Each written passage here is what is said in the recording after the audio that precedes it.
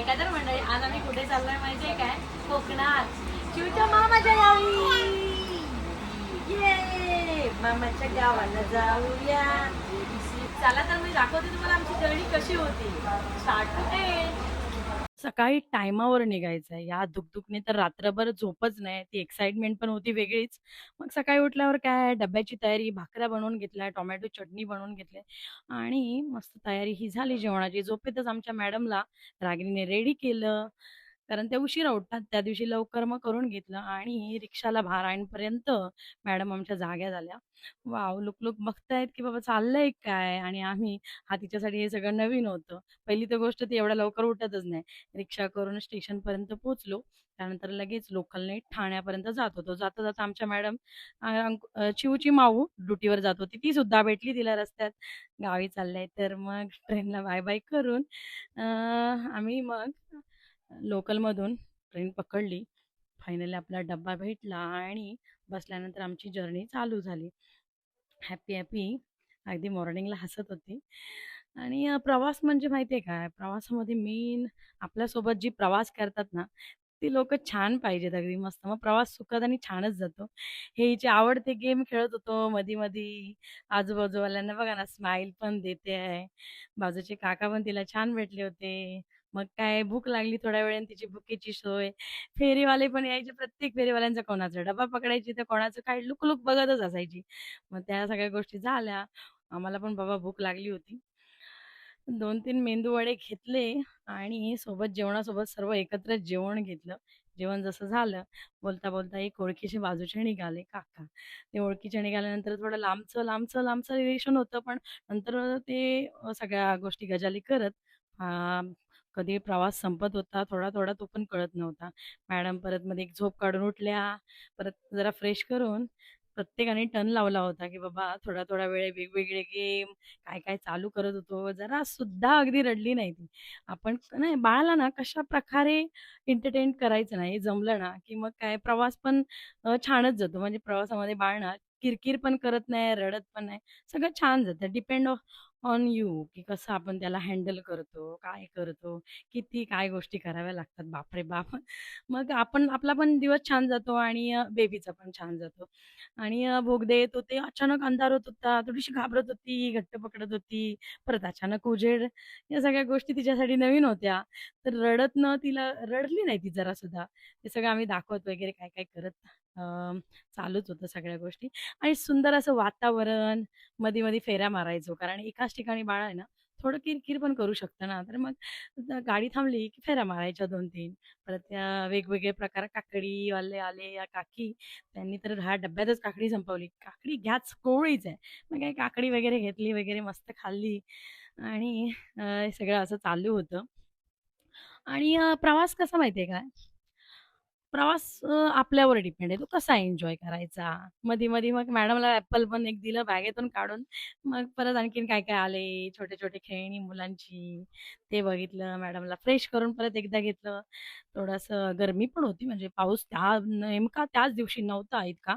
तर थोडं पण तरीसुद्धा अगदी काय-काय करत चाललो होतो. सारेगमप, काय सिंगिंग, खूप काही चालू होतं. बापरे बाप! आणि आम्ही फायनली वातावरण पण पोहोचलो इतकं आता छान होतं ना. वैभववाडी स्टेशनला. ग्रीन ग्रीन झालं होतं आणि मस्त ट्रेन पण टायमावर होती आणि फायनली आम्ही वैभववाडी रोडला पोहोचलो. जसं पोहोचतोय बघतोय तर इथे पण पाऊस नाही आणि एकदम छान असा प्रवास झाला. सोबतची माणसं पण छान होती.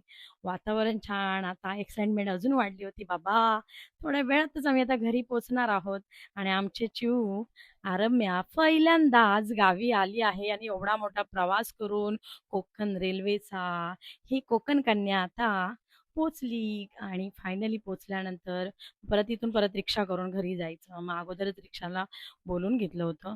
आमचे शेजारी मित्र अगोदरच पोहोचले होते आणि मी वैभववाडी रोडला पोहोचल्यानंतर असे फोटो काढले वगैरे छान असं बसले वरती. लुक-लुक बघतेय अगदी मस्त. फोटो-शोटो झाले. त्यानंतर मग रिक्षामध्ये बसलो. तरीही काय पाऊस आला नव्हता. अगदी चांगला टायमावर पाऊस गेला होता. अगदी छान. खूप भीती वाटत होती. लहान मूल काय चिडचिड असेल, कशी जाईल, काय करील? पण आम्ही या सगळ्या गोष्टी अगदी व्यवस्थितपणे मॅनेज केल्या आणि तिने पण आम्हाला तेवढाच सपोर्ट केला. गुणी आहे आमची हां, आरम्या. आणि नंतर मग काय रिक्षा आली होती. बसून घेतलं एकदम छान असं. इथे पण पाऊस नव्हता. रस्ते यावेळी जरा छानच होते. नाहीतर खड्डे खूपच असतात. हिरवं वातावरण आणि आता अजून थोड्या वेळातच घरी पोहोचणार. उत्सुकता आम्हाला छान होती. सगळं सोनाळी आली, जवळ कुंभारवाडी आली आणि वातावरण बघा ना कसं छान आहे. एकदम दोन्ही बाजूने हिरवीगार, मस्त आपली जनावरं पण जी लोकं आता घरी येत होती. वैभववाडी आला, वैभववाडी मार्केट जसं आलं, खायला काही नाही काही वस्तू घेतल्या आणि मग आपल्या गावाकडच्या दिशेने निघालो. 5-10 मिनिटात म्हणून अर्धा लालपरीचं पण दर्शन झालं बाबा. आणि लावणी तर बघा पूर्णपणे झाले आणि पाऊस पण जास्त नव्हता. पावसाची खरंच गरज आहे, नितांत गरज आहे पावसाची. असं दिसत होतं माहितीये का, सर्वजण अगदी लावणी करून झाली आहेत, पण पाऊस पाहिजे त्याच्यावरती, नाहीतर नुकसान होईल. वाडीमध्ये पोचलोय. ही आहे आमची खालची वाडी आणि आम्ही राहतो मधल्या वाडीमध्ये. पहिला इथे अ, मोरीच्या इथे मासे पकडायला, मळी मासे पकडायला सर्वजण जायचो. आणि बघा ना, वातावरण कसं छान आहे. फायनली आम्ही आमच्या घरापर्यंत इकडे आलो. सुंदर असं वातावरण आणि खूप छान असा झाला हा प्रवास. एकदम अविस्मरणीय असणारा हा प्रवास अगदी छान झाला. आणि माहिती आहे का, इकडे येऊन आता काय-काय करणार आहोत हे पण नेक्स्ट व्हिडिओमध्ये नक्कीच बघा तुम्ही. खूप सारे गोष्टी असतील, रानमेवा, रानातल्या गोष्टी, घरच्या गोष्टी, पाऊस, वातावरण, घरी काय चाललंय, इकडे काय चाललंय, चिवूने काय-काय केलं, हे पण नेक्स्ट येणाऱ्या सगळ्या व्हिडिओमध्ये असतील. हा आमचा पहिलाच प्रवास अशा प्रकारे छान गेला. घरामध्ये आजी-आजोबा अगदी उत्सुकतेने वाट बघतायत. लगेचच पोहोचले आणि बघा आपल्याकडे तर माहिती आहे का लहान बाळ असलं तर आम्ही पहिल्यांदाच घरात गेल्यानंतर अंगावरून पाणी आणि मीठ मोहरी काढतो. मग आणि त्याच्यानंतरच आत घेतो. आजूबाजूच्या काकी वगैरे आल्या, आवाज द्यायला लागल्या, "कधी पोहोचलात? काय मग कशा आहेत?" मीठ मोहरी काढून फायनली घरी पोहोचलो. असली जोराची भूक लागली होती. कारण आणि आमच्या बेबीला जशी थंड वातावरण लागलं, लगेच झोपली होती, उठली सुद्धा नाही. मग काय तशीच ठेवली तिला आणि बाजूच्या काकींना आवाज दिला आणि पहिल्यांदा ताव मारला. भात घेतला, बापरे! आळूचं फतफद बनवलं होतं. कसलाच न विचार करता लगेच फ्रेश होऊन डायरेक्टली घेतलं आणि माहिती आहे का, आणि अशा प्रकारे आमच्या मॅडम उठल्या आणि डोळे उघडल्यानंतर, "हे कोण आहेत बाबा? पहिल्यांदाच बघतेय." आता तिला समजायला लागलंय ना. अशा प्रकारे प्रवास आमचा संपला. थँक यू फॉर वॉचिंग आणि आपण पुढचे व्हिडिओ नक्कीच बघाल. आतासाठी बाय बाय.